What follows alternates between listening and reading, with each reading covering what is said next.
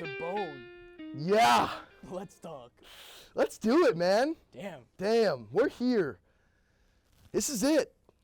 With our own hats and everything. Talk about a bus ride from Hershey Park. Wow. What was that, 3 weeks ago? 3 weeks ago, man. Yeah. We're up and running. We went to a student government trip over in Hershey Park, Hershey, Pennsylvania, and we had this idea. We had it for a long time. I mean, people our whole lives were telling us, do a podcast. Look at us now. Look at us now, you Here know? we are. We're here. It didn't take a lot, right? Just took a thought. Yeah. Yeah. And a few conversations. A few conversations. A few smart boards. What was that? What was it called? The jam board. The jam board. Jam board in the library. Yeah. You know, the cool thing about conversation is this. You just never know where it's going to take you, right? And to understand that we're sitting here in front of cameras doing what we do every day, it's surreal, dude. Yeah. It's surreal. I'm just trying to, those office conversations we have? Yeah. Trying to bring that into here just so viewers could see it. And how many conversations have we had that I was like, yo, I wish we had a podcast of this. Oh, so going many. over sports psych notes. It's every day. And our experiences with sports psych. Sports psychology is insane, dude. You're major. I mean, come it's on, my bro. passion. Yeah. So the Bone, bro. What's the Bone? Why do we got hats that say the Bone? Well, the bone, I know there's skulls and there's bone, like literal bone associated with the word bone, but the podcast, the Bone, is centered around an acronym, and the bone is an acronym. Beginning, for the B, of no end. Beginning of no end. And people ask, they're like, what's the bone? I ask, what's the Bone? We have conversations and I question myself, what is the Bone? What is this podcast that we're making? Yeah, I think it's hard to conceptualize because it came up on a text, right? Like we're talking about names of this podcast, and then I have this thought of this is the beginning, and there's not going to be any end, and it's surreal to conceptualize what the Bone really stands for. I think it's a lifestyle. It is. It's a lifestyle. When you're able to understand the present moment and appreciate the present moment, your experiences in life are so much more fulfilling, and it's those experiences that have no end, essentially. That's my version of the beginning of no end. Yeah, and that's kind of what I want to input into this community. Yeah, everybody, all of our listeners, I mean, who knows, maybe across the world one day. This is episode number 1, but we don't know. I mean, we're manifesting great things out here. 100%. So the Bone is definitely a lifestyle, as you mentioned. And I'm thinking about what it means for me. And it all stems back to that date, that August 30th date. So I'll let the audience know, it's a little secret of mine. But I had a spiritual awakening on August 30th, 2021, the current year. And I was just really self-reflecting on my past experiences. And I was thinking about who I was, not as a student, not as a mentor or a coach or a leader or a brother or a son or a grandson or a nephew, right? Not as any of my titles. I was thinking about who Zach Olive. Identities. Right, identities, titles, right, roles. I was thinking about these things and I was like, but that doesn't define who I am. Yeah. I define the roles that I'm a part of. And so when that translates to the Bone, I think about it as if on that day, August 30th, I had this moment of realization of, wow, I am limitless. I am what it means to be abundant. Yeah. I can do anything and everything as long as I don't want to say want it, because that's a little cliche, but if I put out love and good energy into the universe, that day was my realization that anything and everything could happen. This podcast can happen. Yeah. Yeah. And on that day, I was just thinking about what it's like to start something. You get that rush, those feelings of, intense, nerves, right? They start to go before this, right? Both of us. I mean, just we want to do this. And when we get that feeling of like we want to do this, we get those nerves. It's like euphoric. It's euphoric. So Yeah. like those meetings in the library, it's like such a euphoric feeling. Like, oh my God, like we're starting this. We're making hats. We're thinking of websites, YouTube pages, Instagram pages. Yeah, check us out on YouTube, Instagram, TikTok. Everything. Everything. It's at the B.O.N.E PC. We'll put it up in the link, description, something. We'll do something. We'll get it there. We'll get it out. We'll get it out. Yeah. But it's like, it's so euphoric in the moment. And then like you get closer and closer and closer. Then I'm at work before it. It's like, oh, we're 2 hours out. We're an hour out. Then we're walking down. And it's like, it's so surreal. Yeah. It's surreal. But you put the good energy out, you get the good energy back. You know? That's what it is. I think that's what it is. That's what it is. It's a gratefulness. It's being grateful. Yeah. Being appreciative. Extreme gratitude. Like gratitude for this couch. Yeah. You For know. the floor. Yeah. Like, for these cameras and the lights. I mean, these lights, I mean, come on. Like, talk about energy. I am hot. Yeah. Like I do this all the time. Like like life. I'm grateful. You know what I mean? Yeah. And I think when you could understand that gratefulness, it's like it puts the world in a completely different perspective. And that's when those life-changing experiences happen. And that's when there is no end to your life. Yeah. It's just all intertwined. It's a continuous cycle. Yeah. You know? It is. And when thinking about these things, you know, you think about like the way the inside of your hand feels. Yeah. Right. We were meditating today. Yeah. That's why we literally meditating today outside on the mini quad and thinking about the inside of our hand. How often do you hear that? Inside of your hands? Yeah. Like, can we think about that right now? Think about like the energy and the flow inside of your hands. You kind of feel the heartbeat within the hand. And then the technique is like feel it throughout the arm, feel it in the chest, up the head, down the legs, and you're kind of fully present of your human body, you know, your physical body. It's metacognitive, Yeah. really. Yeah. Because as much as I can say, yeah, I'm grateful for the trees and nature and my parents and school and education, that stuff's great. It's good to write down in a journal and to feel satisfied every day. But it's so much deeper, man. It's so much deeper than those things. You know? Like, those things are amazing. However, it's our relationship with those things that mean the most, right? Yeah. It's like so. it's like when we It's your perspective on those things. Yeah, it's your relationship, and you know, I say this a lot, right? Like, without the ground, we would have no purpose. Yeah. But without us, The ground has no the purpose. ground has no purpose. And so, wow, to think about that. We're sitting in chairs on a floor that could support us. And we're present with that moment. That gets so intentional. It gets very specific. Intentionality. Yeah. Being intentful. Like, I think it all comes down to intent. Yeah. Because I think it's a practice. And you can't practice without intent. You can't. Like, It's not there. you compared to 3 weeks ago compared to now, you had a practice to be at a spot you are in this moment. So, like, your intent to practice and get better at mindfulness and to get better at being aware of your surroundings and things like that, I think plays a huge role. I think is the main role in all of this. Yeah. You hear a lot. You hear, like, trust the process. Not a fan. What does that even mean, bro? Not a fan. Process has an objective. You know, I feel like practice really has no end. So, like, in my life, physical therapy, I'm practicing. I'm in the process of becoming a physical therapist. I'm applying. I'm going on interviews. I'm filling out applications. It's like, if I look at it as a process, once I make it to PT school, fingers crossed, it's like, okay, I made it. Now what? Now what? Yeah. But if you change the process to a practice, you're continually getting better. You're like growing within the field. So it's like, I'm practicing to become a physical therapist. Then when I'm a physical therapist, I'm going to practice to be a better physical therapist.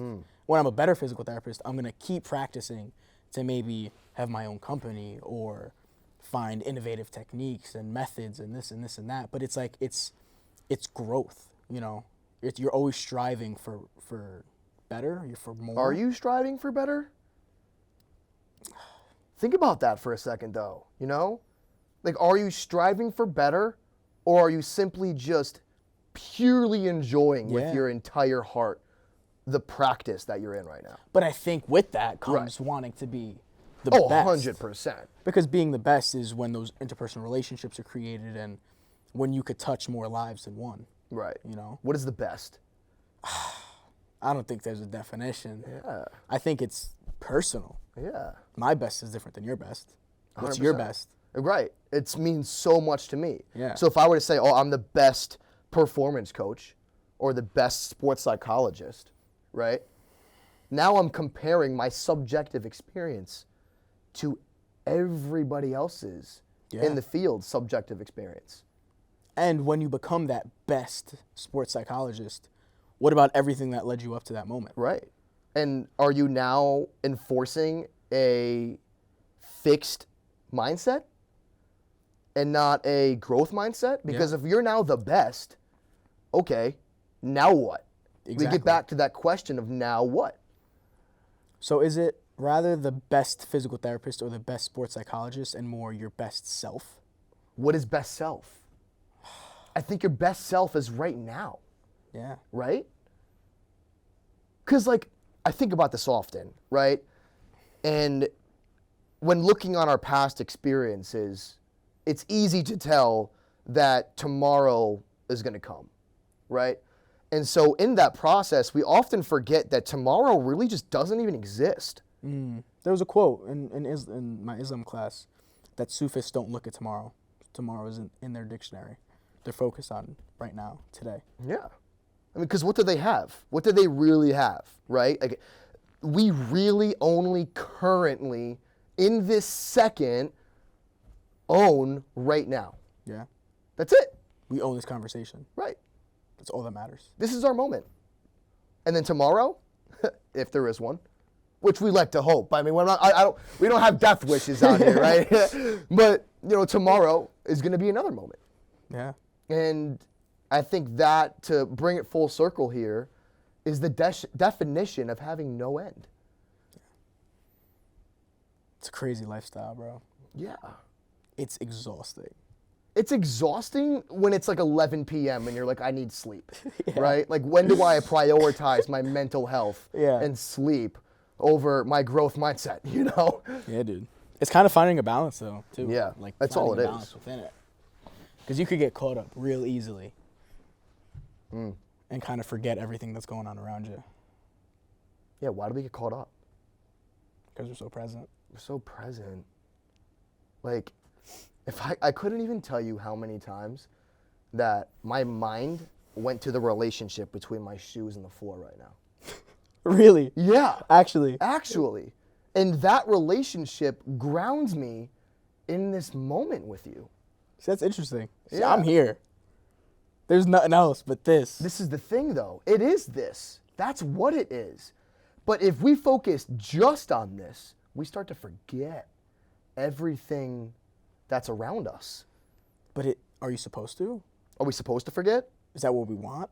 I don't The think... reading today in Meditations, Marcus Aurelius. What did it say? Abstinence from Negative thought. evil thought, and evil action, which is completely not having negative, evil thoughts, and not performing evil actions. And then you wanted to bring psychology into it. How can you not have evil thoughts? Like, everybody has evil thoughts, right? Yeah. But I think it's practicing being here right now that allows you to forget about the evil thoughts, that allows you not to have those evil thoughts. And I think when Marcus Aurelius was talking about his mother abstaining from that, it's her practice of being present that allowed her to not have those evil thoughts. And so by reading that, it's now a misperception, because we think now, like, as a reader, an uneducated reader or an untrained eye would look at that and say, oh, she didn't think any negative thoughts. That's impossible, you know? However, I think what you just said, being so present and current in the moment right now, those negative thoughts didn't even have space in her mind. Yeah. They didn't have space. There were no neural pathways being activated Right. by negative thoughts. Right. Like, you know, I like to relate this to performance psychology a lot, right? Yeah, and we both played baseball. So if I told you as you're going up to bat, don't strike out, what's What are you the thinking only about? thing on your mind? Don't strike out, don't strike out, don't strike out. What's going to happen? Strikeout. You're going to probably strike out. But if you bring me to the batting cages after 3 years of not playing baseball and you tell me focus on the... This was before you found mindfulness. This actually happened. Yeah, this is real life. So you bring me to the batting cages 3 years since I've ever swung a bat, and you said just focus on the ball. Just look at the ball, watch the ball hit the bat. Raking. I was raking.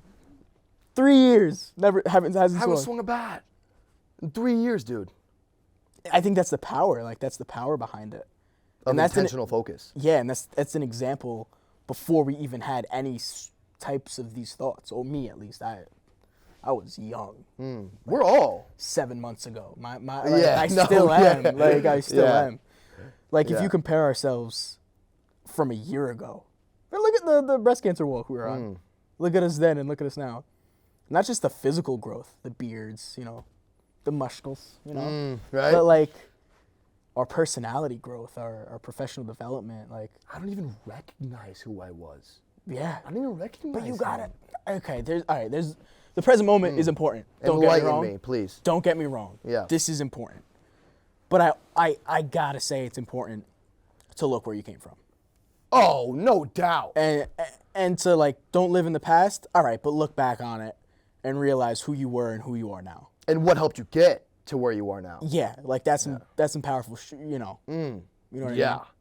It's powerful to understand where you were and understand that you thought probably, maybe the world was going to end, Yeah. right? Like, oh my gosh, this situation is so bad. And the fact that you have the privilege to go back and think about that, And you kind of laugh about it too, you no? laugh about it. Like, what the hell was I thinking about? What was I stressing about? We're resilient, man. But I think that's something you have to bring into now. It's like, if it's something I could look back on and it was something that I got over, what's not making, like, what? It's the same situation now. If I am going through something, it's like I'm going to look back on it 10 years from now and be like, what the hell was I doing? It's something so simple. Like, I think people get caught up in stressful situations and they adapt, but they don't realize they're adapting. They're caught up on the stress and the emotions they're feeling. I think if you realize how well you've adapted in the past and bring it to your present life, it's like, I adapted then, I'm just going to adapt now. Yeah. And you look back and you're like, well, how did I do that? And we often get confused. It's like, how did I even get through that? How? That's when you have to be reflective. Right. Dude, You think about like who you surround yourself with and all that stuff. the book. This book is, I read one chapter of this book and I can't stop thinking about it. This dude had a list of 17 people. You're referring to Meditations by Marcus Aurelius. Yes.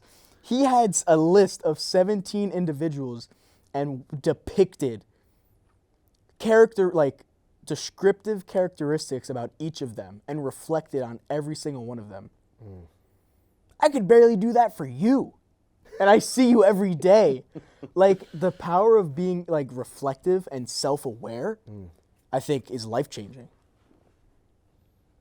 Like, it almost brings life to where you currently are by reflecting on your past. In what sense? In the sense that when you realize everything that you've been through and you've realized how resilient you are to get where you are today, Yeah. that self-awareness of that last part of what I said is today, that self-awareness of understanding that you are still here, like, it makes you start asking the right questions in life. Yeah. But what are those right questions? You know? I feel like it makes you appreciate the right things in life as well. But again, what are those right things? What are those right things? And I think that's your human condition. Like, for that individual person, whatever they think is the right thing is probably the right thing in that moment. You know what I'm saying? Because everyone has their own life experiences that drives them to within different reason. places. Within reason, yes, right? Of course. We're assuming that like you've read a few books and that you know how to surround yourself with some good people. Exactly. Right. Exactly. Right. You know, who you surround yourself with is really everything, man. Yeah. You know? I said at the leadership conference, like, surround yourself with 4 idiots, you're probably going to be the 5th. Right. Surround yourself with 4 successful people, probably going to be the 5th. Literally my last Instagram post. Yes. That's your Instagram literally... I thought you did that because of what I said, but I don't know. Yeah. Oh, okay. I'm just making sure. You kidding me? Yeah. Yeah, of course. But prime example. Right. Prime example. Yeah. My friend group, look at my friend group. Yeah. 2 valedictorians.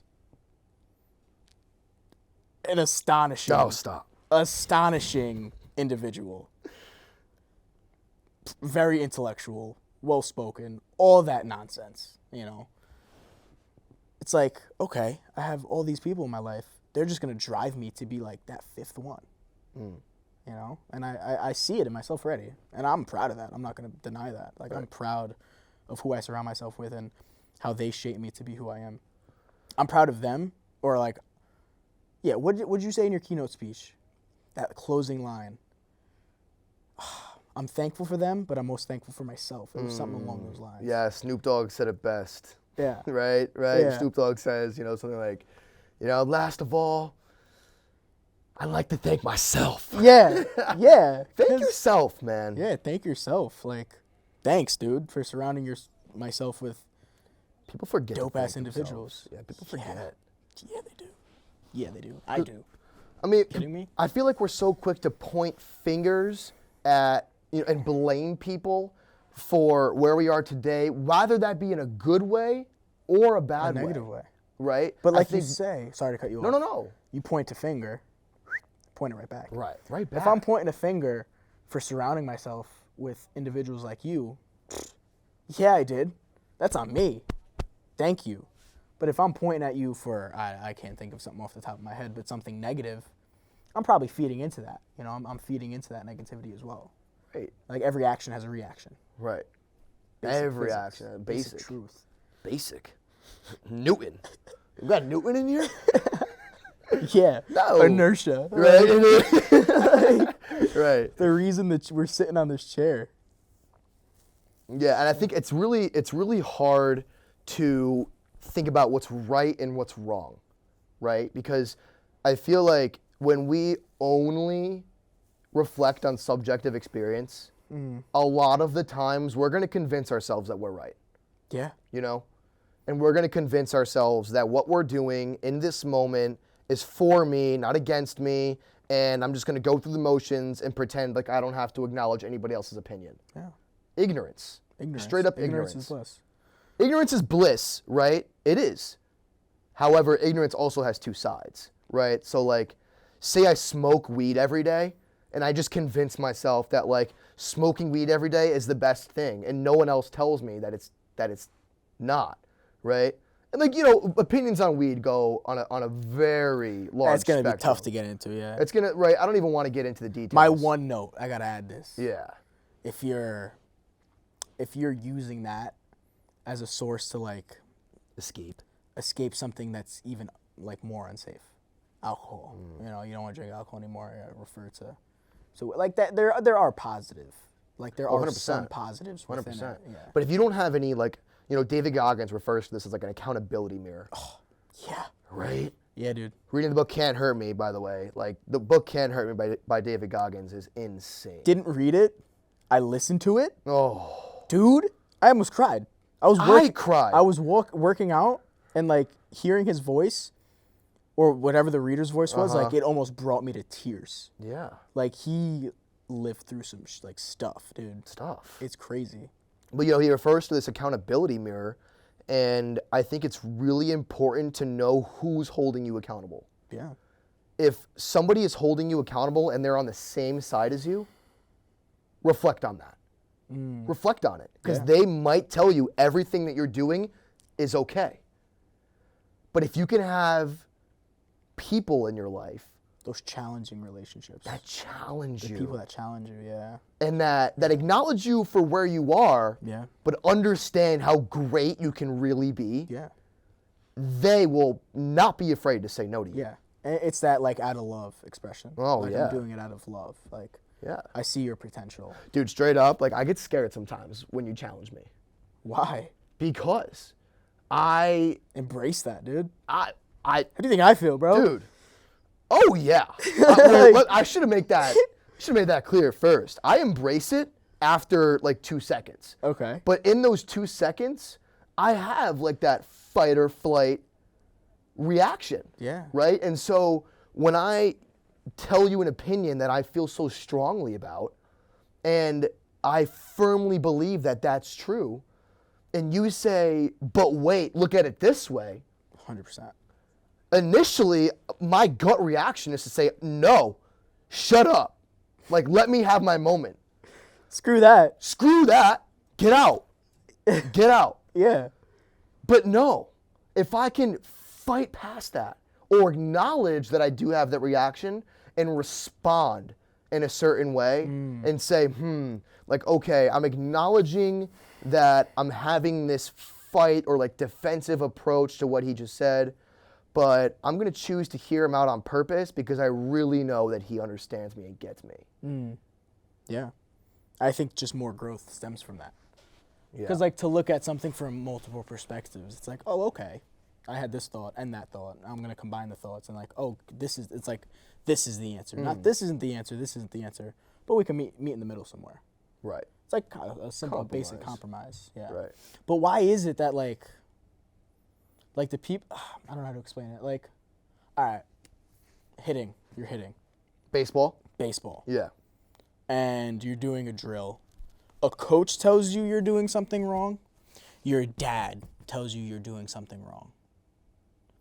You react differently. Oh, yeah. In my life, I have. Like, my life too. My Trust me. coach. I love you, Dad, but I'm sorry. Yeah, my coach, like, all right, word, yeah, I'm gonna fix this. My dad is like, oh, what is he talking about? Like, you just get me, like, you're gonna get me tight. Like, Personal, man.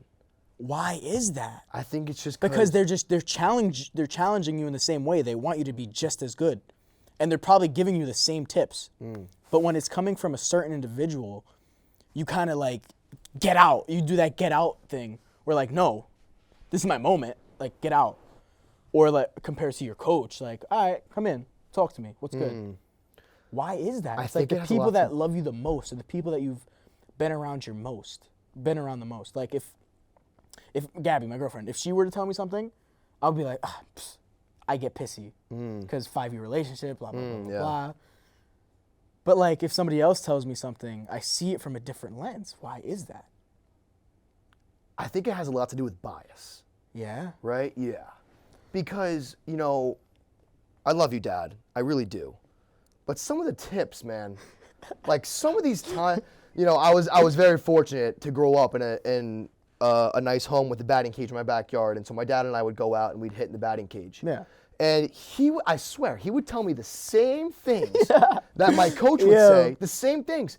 But I would have this mentality, be like, Dad, I don't want to hear it. Throw a bitch fit. I throw a bitch fit. Yeah. Yeah, straight up. Looking back on it now, I'm like, oh my gosh. Because it's from like a family member. Right. And it's like, it's that family member aspect. Like, why? Like, why do I react this way? To this day, I'll react like this. And of course, with practice and this and that, like I'm able to step back, reflect on the situation, come back to it. Sorry, babe. Sorry, mom. Sorry, dad. You know what I mean? Yeah. But why is it that first initial? I think honestly, like it's love. It's love. It's so much love that it comes off as just downright disrespect. And if I treat my dad with disrespect in the batting cage, I look back on it and I genuinely reflect on some of the things I say, and I'm like, wow, I could have responded better to that. I love my dad so much. I trust him. I'm gonna dive in. I'm gonna answer my own question a little bit. Please. Is it a subconscious unwantingness to disappoint? Huh. Does that make sense? Do you want me to Can you say that continue again? on. Yeah, continue. So if it is your dad giving you these tips, and you're like doing it wrong, you're in your conscious. You're like, oh, like I'm letting my dad down. Like he's not proud of me. That fires you up. That fires you up. I'm disappointing my girlfriend. I'm disappointing my parents. Right. Compared to my coach, like I'm not embarrassing him. Like he's just a coach. Right. He doesn't. I paid this guy $40 an hour. Yeah, he doesn't have this love. But like, I'm embarrassing somebody that loves me and somebody that wants me to be better. You know. Yeah. Is it like not wanting to disappoint that kind of makes you react that way? And by reacting that way, you inherently shoot yourself in the foot. Yeah. You know? Yeah. Because now you're not even focused on the baseball. You're just focused on how your dad thinks about you hitting the baseball. Well, at least me. I don't know about you. Right? And I'm so focused on, oh my gosh, like, I don't want to disappoint my dad so much. And I love him so much. I would hate for him to think that he's wasting his time out here. That along that thought line. Like Yeah, that thought I would process. hate for him to think that he's wasting his time out here. Is that what the gears are going through? I don't know. I don't know. And so we put up like this front of like, Yeah. I know more than you. Yeah. Like, let me also have a say, Dad. Yeah. And then he's like, you know, of course, you know, Dad's not going to tolerate that. You know, shoot that down real quick. You know, Quick. get back in the box. You know, Yeah. you know, figure it out. Oh, I hate figuring it out. Yeah, we say that a lot, and like, what does that even mean? I say it as a joke now. Yeah. Dude, figure it out. What do you mean figure it out? What do you mean? Teach me how to figure it out. I don't know how to figure it out. Right. Clearly I haven't. Clearly, that's why I'm here, bro. So you telling me is just upsetting me. Right. I think that's the difference between a good coach and a bad coach. Yeah. You know, And a good friend and a bad friend. task mastery, objective. What are the two categories? Task mastery. Yeah, like a task-oriented approach. Task oriented. Right. And then what's the other one? An ego-oriented approach. Ego oriented. Right. Yeah. Yeah. Now, focusing on that task at hand versus the result of what this task could bring. Mindfulness? Not mindfulness? Right. You know what I mean? Right? Like being mindful of the fact Yeah. that you're a human being in this moment having a conversation and not caring about the result of this conversation. Dude, we could go viral in 2 weeks. Are we even thinking about that right now? That's no. the thing. If you're making content to want to go viral, Stop. 9 out of 10 times you're not going to go viral. Right. I honestly would say stop making content because you're actually reinforcing negative thought processes. Yeah. You do it because you love it. Right. Do it because you want to have a conversation with somebody. Right. You know? It's all connection. Yeah. Like, if I have the opportunity to change one life with conversations that we have, yeah, hell yeah, put it out there. Right. You know? One life or a billion lives. One day, who knows? But, like, Right. I'm not going to be like, go to somebody that I never have deep intellectual conversations with and be like, oh yeah, let's make a podcast because I want to be famous. 9 out of 10 times, it's not going to be a successful podcast. Right. You know what I mean? Oh my gosh, this goes into a whole nother topic of like transactional relationships, right? Dive into it. Yeah. I think I got time. Yeah. I mean, I got time. We got time? Yeah, we got time. Yeah, we got time. Thanks, Tommy. You know, transactional relationships are the death. I'm going to say the death, and it's going to come off as aggressive, but I'm going to say the death of ourselves. And what I mean by that is this. If we act and expect something in return, we are not being 100% in tune with that action. If we think about everything that we do in life, from eating to having a conversation to taking an exam, if we look at these tasks as a transaction, oh, I'm going to take this exam so you can give me a degree. We're going to have this conversation so you can one day refer your PT patients to my sports psych clinic. Right? Yeah. or like, you know, I'm gonna cook this food for you so you keep coming back to my restaurant. I think that is the death of the task itself. Now, what if you flip that transactional relationship, but put it on yourself? So it's still a transaction. I'm going to study this material so I learn. I learn. I'm going to eat this food so I'm healthy. I'm going to exercise so I'm healthy. What is if the transaction is between yourself, is there positive effects from that? I think you get nitty gritty into like the different forms of extrinsic motivation and intrinsic motivation. Oh, okay. Right? Okay. Yeah. So like if you're doing it for your health, you're really not like doing it for like pure enjoyment, right? Yeah, but not everything has to be out of enjoyment. Not everything, no. It's no. like, you think I count my calories and like prepare meals a week in advance because I enjoy it? No. Right. Sometimes you got to do what you got to do, but it's for me. It's for you. I'm not doing it to get acceptance from anybody else. Right. That's what I'm trying to say. Like, Right. it's a transaction for me and me only. I think I just had a fleeting thought. And I think, you know, what really separates it is, you know, as you're performing the task itself, the current action of cooking the food, being out there on a field or a court, or having a conversation or whatnot, if you can be in tune with yourself and do it for you, counting your calories, right? If you can do that for you and have that interpersonal relationship with yourself, that's gonna be the most in-depth experience that you're gonna have, which in the moment could result in something great. And I think after that task is now completed, if we look at it as, oh, like, okay, like who did I impact?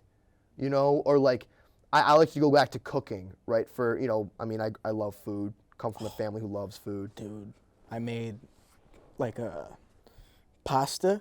I never put salt. Okay, I eat like strict. I eat very strict. But today I made pasta with ground beef, some sauce, some garlic. It was the most basic pasta dish, but like I made it, and it was delicious. Oh my gosh. I love cooking. Yeah, no, the fulfillment is insane. Yeah. Right, but say you were cooking that pasta dish for somebody else.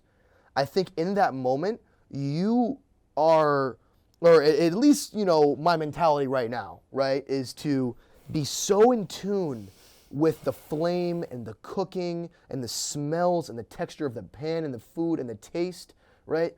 That's got to be a personal experience for you, right? Because that's what makes you a great chef. Now, whether you're cooking for yourself or you're a trained 5-star chef working for Gordon Ramsay in Hell's Kitchen, I think when you have a deep experience with yourself, once that is said complete, right, it's like dished up on a plate and it looks amazing, I think it can now switch back over to, you know, let's hear some feedback. You know, like, what can you tell me about what I just did? Like, give me some honest, genuine feedback on my performance, because cooking is performance. Everything is life. Everything is a performance. Everything is performance. Yeah. So by having that personal interaction with yourself in the moment while you're doing it, and you know when it's said done, having that relationship and communication with others, and having that filter of like what's BS and what's not BS, you can understand how you can impact more people based off of what you did. So you're dancing with Oh that my dish. gosh. You're dancing while you're cooking. You're enjoying, you know, the sprinkle of salt, the sautéing of the onions. You're there. You're enjoying it. Rather than, let's bring it to the other perspective. Oh, I have to cook for my 3 closest friends. Like, I don't want to let them down. But let's just think like that's the situation. You're cooking, but you're thinking, oh, it's got to be perfect for them. It's got to be perfect for them. It's got to be perfect for them. You're missing out on the whole experience of cooking. You're just going through the motions. You're going through the motions. And I think if you could compare life to something as simple as cooking a meal, you know, sometimes you're just going through the motions of life. Yeah. It's like you want to reach that objective. You want to make everybody around you proud, this and this and that. It's like you're just walking through it. You're putting a face on. You're getting an A. You're going home. you're working out, for everything is for other people. But when it's for you and you only, that's when you start dancing with it. You know, when you are able to say, I am proud of me, thank you, that's when it's like, all right, I'm dancing. I'm dancing with life. I'm enjoying every aspect of life. I have an interpersonal relationship with everything I do. Alan Watts. Yeah. You literally just described Alan Watts. Did I? Yeah, British philosopher Alan Watts talks about this. He refers to life not as a journey, right? Everyone wants to think of life as like this journey, you know? And like I'm referencing Alan Watts here. These are not my own individual thoughts, even though I abide by them every day and live them out. Everyone thinks that life is a journey. But this goes back to what we said in the beginning of this thing, of this episode. There is no tomorrow, like literally no tomorrow. The only thing you have is right now. And so if you think that life is a journey and you have an idea of where you want to be in 10 years, if you're fortunate enough to get there in 10 years or less or, you know, whatever, if you're fortunate enough to get there, you look back and you say, now what? And we look back and say, where was I? Like, what did I do? Well, I was just going through the motions. yeah, well, you explained it with the GPS.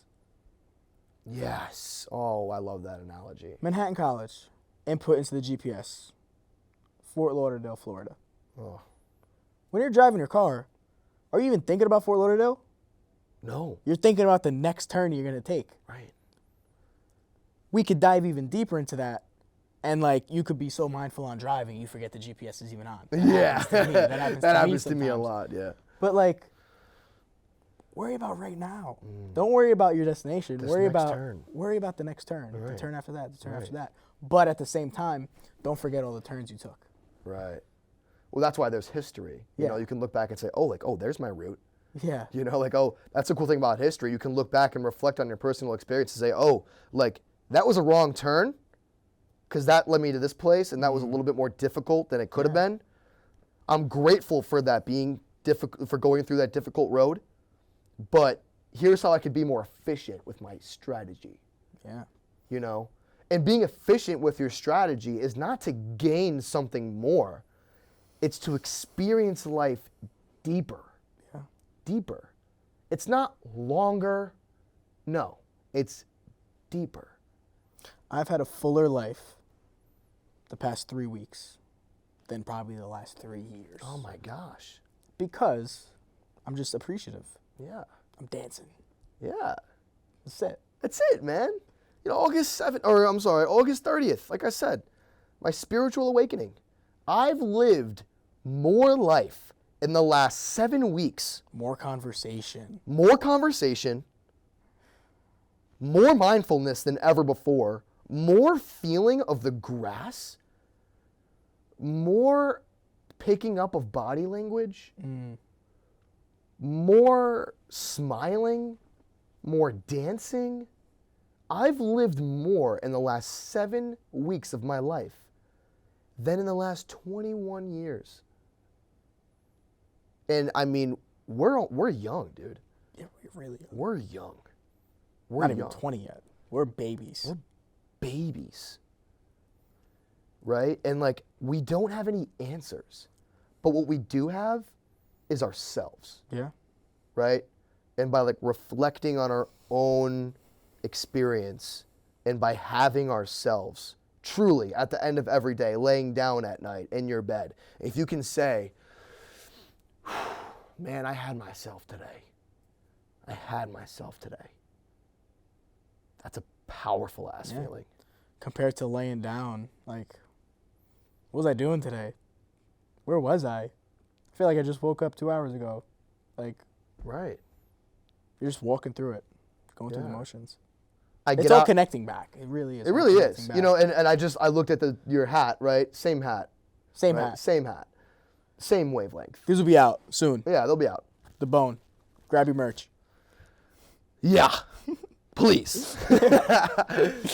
Yeah, but like, you know, this goes back to what I just looked at your hat and I see the bone.